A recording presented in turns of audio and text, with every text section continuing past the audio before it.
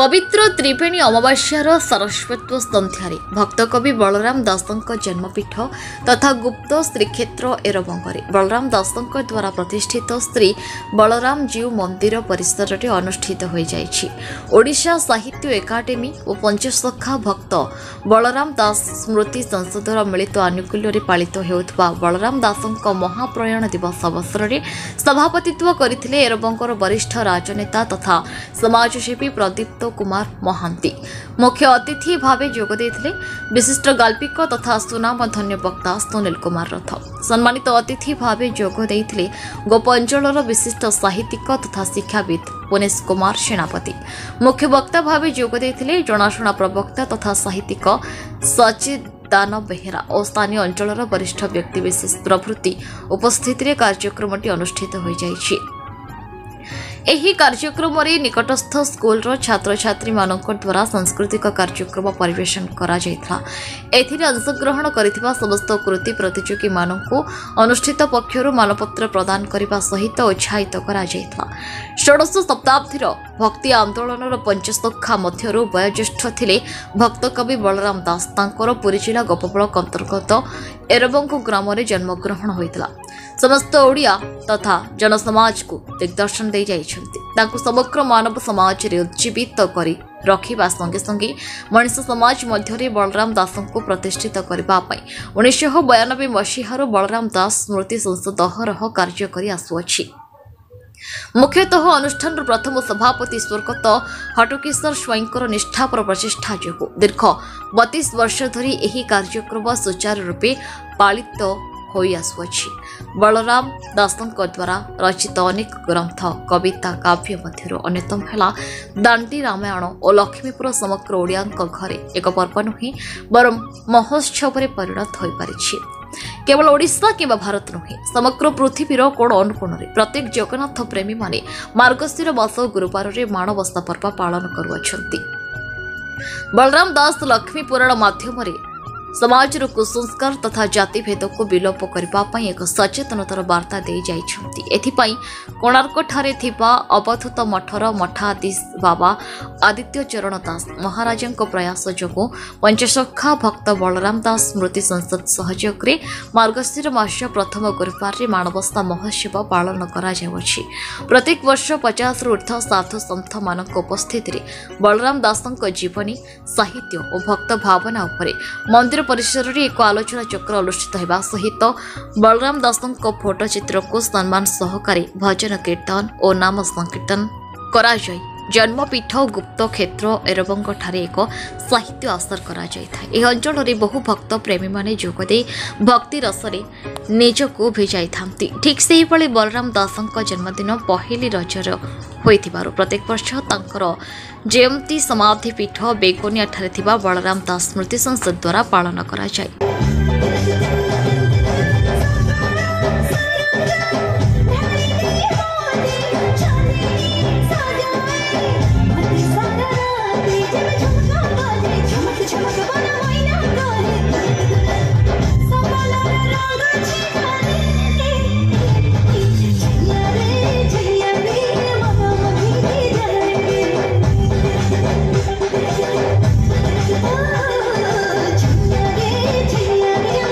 आमर विशिष्ट अति विशिष्ट वक्ता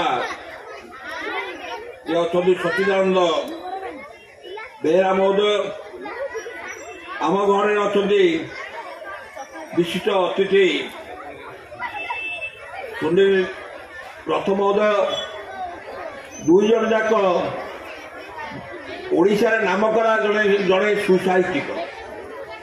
एवं तुंडर आप झलक शुणे बलराम दास बाबद में कहते तो राति पाई सरबनी कितु सी जिते झलक आप थोइबे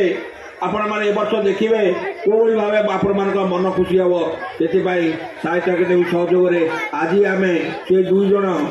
अतिथि आ मुख्य अतिथि ये मुख्य वक्ता को आम ग्रहण पाइचु स्वागत करुच्ची बलराम दास तरफ एवं आम सम्मानित वक्ता आम अंचल जड़े सुवक्ता सुसाहित्यिक श्रीजुक्त पुनेश सेनापति महोदय आम गहणे अच्छा आप जानती आम भक्त बलराम दास शिशु तरफ स्वागत करुचु आज कार्यक्रम को एवं अभिनंदन जनाऊँ एवं मंच परिचालना कर श्रीजुक्त प्रकाश कोटे महोदय से जड़े अवसर प्राप्त गोप कॉलेज अवसर प्राप्त प्रिंसिपाल से आम बलराम दास महाप्राण आज दिन में आज हूँ अमावस्या आज दिन में बलराम दास बलराम दास आम ग्राम आज को 552 वर्ष पूर्व जन्म ग्रहण करते 1472 मसीह बलराम दास एरबंग ग्राम जन्म ग्रहण करते बलराम दास 1556 मसीह कुशबोध नदी कूल तिरोधान करते बलराम दास थे जगन्नाथ अति परम भक्त सी आमर लक्ष्मीपुरा लिखि जाते से लक्ष्मीपुरा आज आम माणवसा गुरुवार घरे घरे पढ़ुचे आम ग्रामवासी निजी धन्य मन कर ग्राम भक्त कवि जगन्नाथ महाप्रभु परम भक्त आम ग्राम जन्मग्रहण करते सरकार दाबी आम ग्रामवासी गोटे गोटे लाइब्रेरी कर आम ग्राम युवक मैंने बहुत शिक्षित हे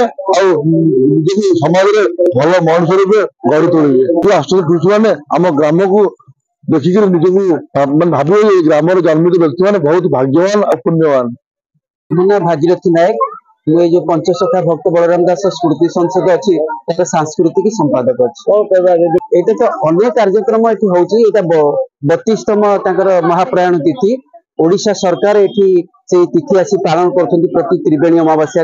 एवं ये जो संसद गढ़ाई पंचसखा भक्त बलराम दास स्मृति संसद तार सहयोग ये कार्यक्रम चलती ओडिशा सरकार ये प्रतिवर्ष ये कार्यक्रम आयोजन कर सरकार तरफ वक्ता मैंने आसी स्पीच दिखती ये आम सका कार्यक्रम आरंभ होती आज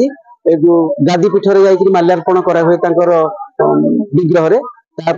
नाम संकीर्तन सका हुए दिन सारा कार्यक्रम चली आज भी ये संध्या 5टारू आम पाखापाखि अंचल एरबंग स्कूल अन्य स्कूल पिला नहीं सांस्कृतिक कार्यक्रम करा द्वितीय पर्व साहित्य एकाडेमी सदस्य मान सभा कार्य परिचालना करागला ओडिशा सरकार तरफ सीटीएमएस कल्चरल ग्रुप आसी गोटे पहुंची बर्तमान ये नृत्य कार्यक्रम आरंभ कर संसद तरफ भी बहुत दाबी रखा जाइए सरकार पाखे पीठर केमती आहरी उन्नति हम यहाँ तो टूरिज्म नहीं आम चाहूँ आर आहू अधिक डेभलप कर दाबी रखुची सरकार ये गोटे एत बड़ा 5000 विशिष्ट गाँ यहाँ गोटे पंचायत कहले गोटे गाँ आम गोटे बड़ा सुंदर बड़ लाइब्रेरी दाबी कर सरकार पुरी रमेश साहू रिपोर्ट न्यूज उपांत खबर।